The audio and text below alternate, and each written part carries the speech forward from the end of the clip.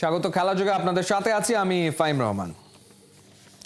সবাইকে আগলে রাখা নেতৃত্ব গুণ আর দেশি বিদেশি ক্রিকেটারদের সাথে দারুণ সম্পর্কই তামিমের সাফল্যের চাবিকাঠি। ব্যাক টু ব্যাক বিপিএল জয়ী বরিশালের ওস্তাদ মিজানুর রহমান বাবুল বলছেন, হোটেলে তামিমের রুমে আড্ডার মধ্যেই তৈরি হয়ে যায় প্রতিপক্ষকে ঘায়েল করার ছক।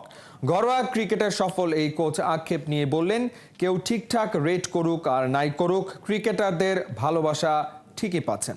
সৈফুল রূপকের রিপোর্ট। বিপিএল চ্যাম্পিয়ন হলেন, back to back champion, back to back Tamim ইকবালের ক্যাপ্টেন্সি, আপনার কোচিংয়ের পরিকল্পনা সবকিছু মিলে তামিম ইকবালের সাথে বরিশালের কোচ মিজানুর রহমান বাবুলের র্যাপোটা কেমন? রেজাল্ট হওয়ার যে একে অপরের সাথে আমাদের খুব বন্ডিংটা অনেক ভালো ছিল। কখন কোন টিমটা খেলানো হবে ওই টিমটাও আমরা খুব ভালো সিলেক্ট। মাঠে প্র্যাকটিসে কিংবা ম্যাচের বাইরে ক্যাপ্টেন তামিম হোটেলে কিংবা অন্য সময় আসলে অফ দ্য ফিল্ডে তামিম কেমন? তামিমের সবচেয়ে বড় বৈশিষ্ট্য হলো যে সে সিনিয়র এবং জুনিয়র প্লেয়ারদের সাথে সবচেয়ে ভালো মিশতে পারে এবং তার রুম সবসময় খোলা থাকে। একটা আড্ডার একটা পরিবেশ তার টিমের মধ্যে সবসময় থাকে। সে চায় যে জুনিয়র সিনিয়র সবাই একসাথে আসবে। সো এটাতে টিমের যে বন্ডিংটা এটা খুব ভালো। বিদেশি প্লেয়াররা আসে, গল্প করে, খাওয়া দাওয়া করে। সো এইটা জানি না অন্যান্য টিমে হয় না, বাট আমাদের এই টিমে এইটা অনেক বড়। এই যে বন্ডিংয়ের ব্যাপারটা যে গড়ে ওঠে ওই তামিমের কারণেই গড়ে ওঠে। লাভটা কি হয়? ওইখানে শুধু গল্পই হয় না, মাঝে মাঝে টিমের ব্যাপারেও আলাপ হয়।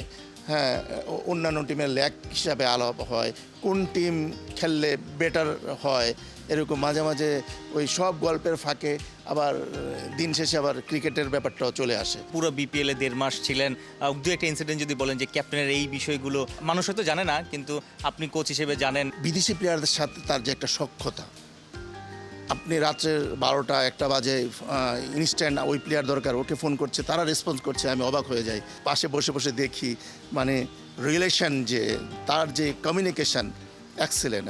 এটা আমি ক্যাপ্টেন্সি তো রেজাল্টই বলে দেয় ক্যাপ্টেন্সিকে। মিজানুর রহমান বাবুলকে বলা হবে ম্যাজিশিয়ান। বিপিএলে তো ব্যাক টু ব্যাক শিরোপা জিতেছেন, এনসিএল, ঢাকা প্রিমিয়ার লিগ সব জায়গায় তার অধীনে দলগুলো ভালো খেলছে। কি মনে করেন যে আপনি আন্ডার রেটেড সবার কাছে? রেটিংটা আসলে কি দিয়ে বা কিভাবে হয়, কারা করে, কিভাবে করে এটা জানি না, বাট মাঝে মাঝে মনে হয় যে আসলে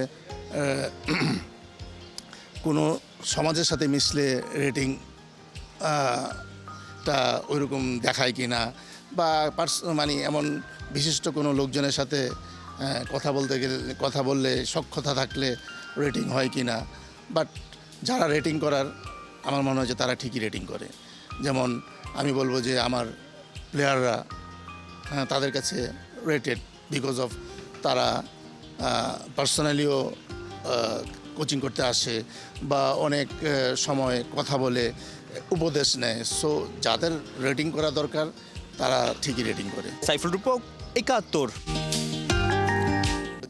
বিপিএল এর প্রত্যাশা খুব একটা পূরণ করতে পারেননি, তবে নাহিদ রানা চ্যাম্পিয়ন্স ট্রফির জন্য নিজেকে করেছেন তৈরি। টুর্নামেন্টে গতির ঝড় তুলতে প্রস্তুত তিনি।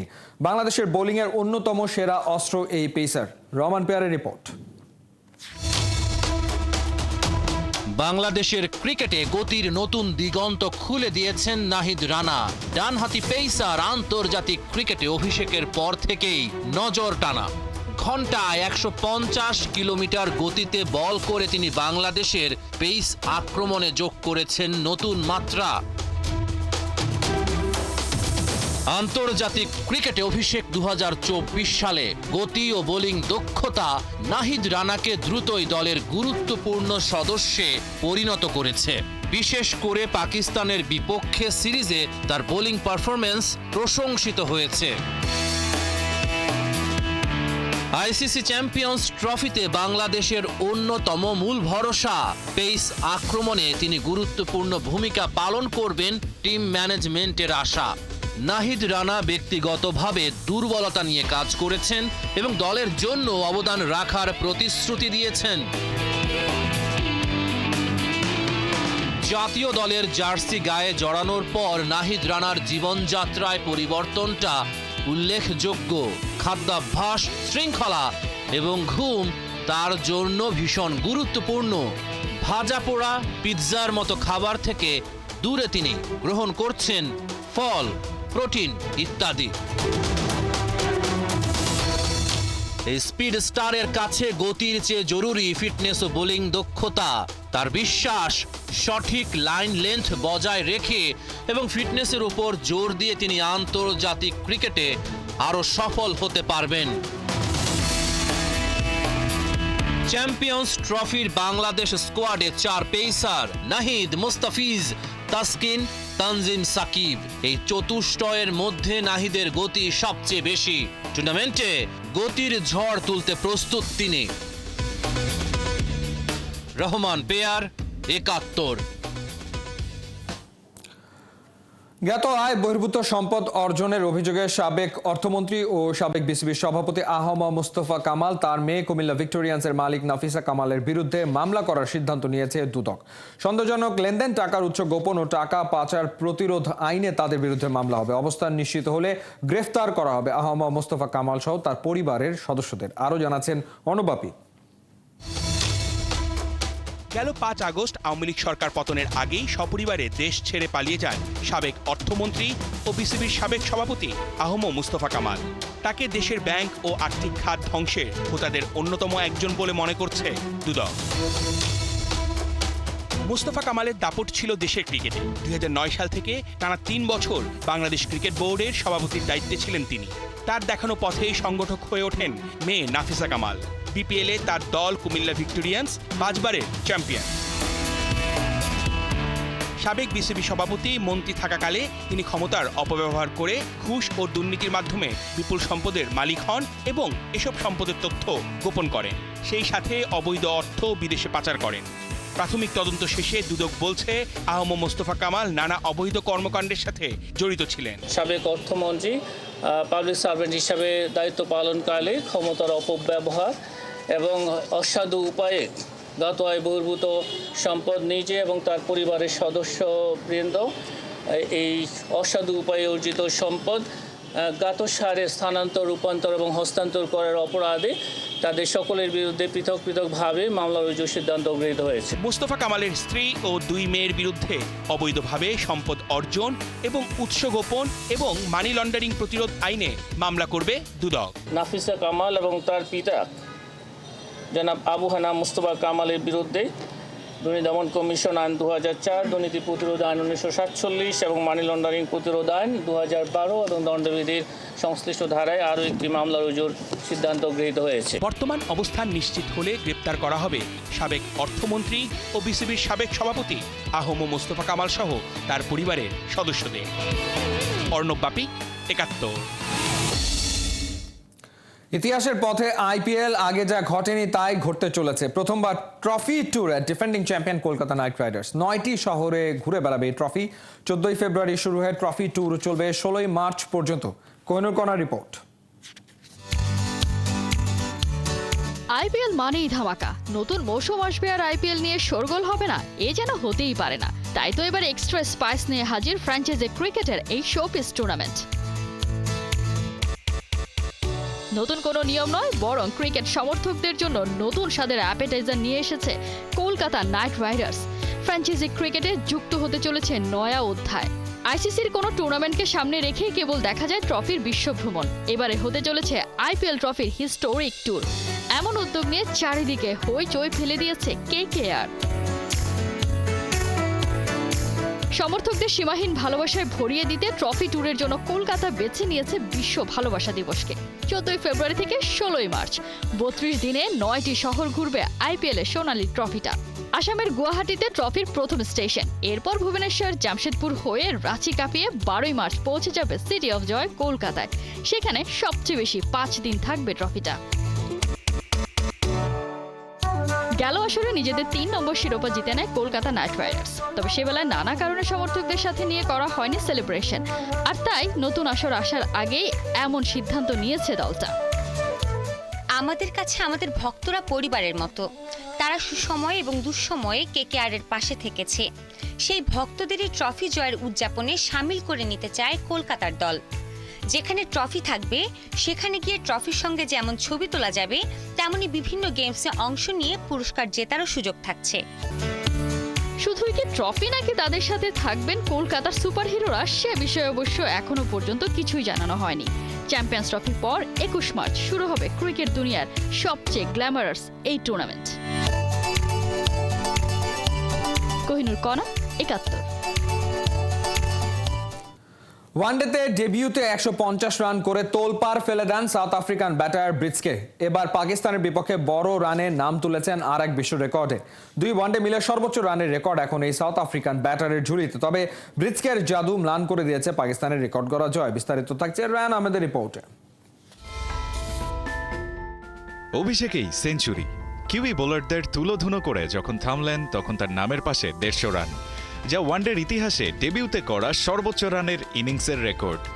তখনই সবাই বুঝতে পারছিলেন সাউথ আফ্রিকান এই ব্যাটার আর 10 জনের কাতারে পড়েন না। তার প্রমাণ যেন ব্রিটসকে দিয়েছেন পাকিস্তানের বিপক্ষে তার সেকেন্ড ম্যাচেও। এবার আর সেঞ্চুরি হয়নি, কিন্তু যা হয়েছে তাই বা কম কিসে। শাহিন আফ্রিদিদের বিপক্ষে 84 বলে খেলেছেন 83 রানের ঝরঝরে ইনিংস, আর তাতেই 2 ওয়ানডে মিলে বিশ্ব রেকর্ডের পাতায় ঢুকে গেছেন এই সাউথ আফ্রিকান ব্যাটার। নিজের প্রথম 2 ওয়ানডে ম্যাচে মোট 233 রান করেছেন ব্রিটসকে, যা এর আগে করতে পারেনি কেউই। 195 রান করে এ রেকর্ডের আগের মালিক ছিলেন ওয়েস্ট ইন্ডিজের কিংবদন্তি ডেসমন্ড হেইন্স। তবে রেকর্ড বুকে তোলপাড় করলেও নিজেকে খানিকটা দুর্ভাগা ভাবতেই পারেন এই ডানহাতি ব্যাটার, কারণ 2 ম্যাচেই তার দল গেছে হেরে। পাকিস্তানের বিপক্ষে গেল ম্যাচে ব্রিটসকের দল সাউথ আফ্রিকা টার্গেট দিয়েছিল 353 রানের। তবে রিজওয়ানের সেঞ্চুরি বীরত্বে সে রান পাকিস্তান টপকে গেছে 1 ওভার বাকি রেখেই। ওয়ানডেতে রান তাড়ায়, যেটা কিনা এখনো পাকিস্তানের সবচেয়ে বড় জয়। রায়ান আহমেদ, ৭১।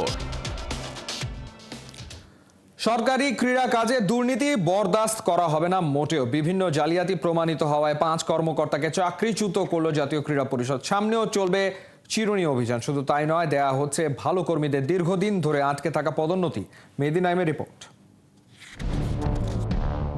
ক্রীড়াঙ্গনে 5 আগস্টের পর ফেডারেশনের সভাপতি থেকে শুরু করে সাধারণ সম্পাদক দুর্নীতিগ্রস্ত বেশিরভাগ কর্মীকে ধুয়ে মুছে সাফ করেছে ক্রীড়া উপদেষ্টা আসিফ মাহমুদ। কিন্তু যারা অভিভাবক সংস্থা, সেখানের ভেতরের আগাছা পরিষ্কারেও জিরো টলারেন্স জাতীয় ক্রীড়া পরিষদ। এবার জাতীয় ক্রীড়া পরিষদের 5 কর্তাকে চাকরিচ্যুত করল যুব ক্রীড়া মন্ত্রণালয়। সবগুলো অভিযোগ মন্ত্রণালয় কর্তৃক, যুব ক্রীড়া মন্ত্রণালয় কর্তৃক উচ্চ পর্যায়ের তদন্ত কমিটির দ্বারা তদন্ত করানো হয়েছে এবং তদন্তে এই যেহেতু অভিযোগগুলির সত্যতা আসলে পাওয়া গেছে। শাহ আমিনুল জনি সহকারী প্রশাসক এই কর্তার বিরুদ্ধে মেহেরপুরের শেখ রাসেল মিনি স্টেডিয়াম সংক্রান্ত জালিয়াতির প্রমাণ মিলেছে। রাষ্ট্রের সেবক হয়ে করে গেছেন দিনের পর দিন চুরি।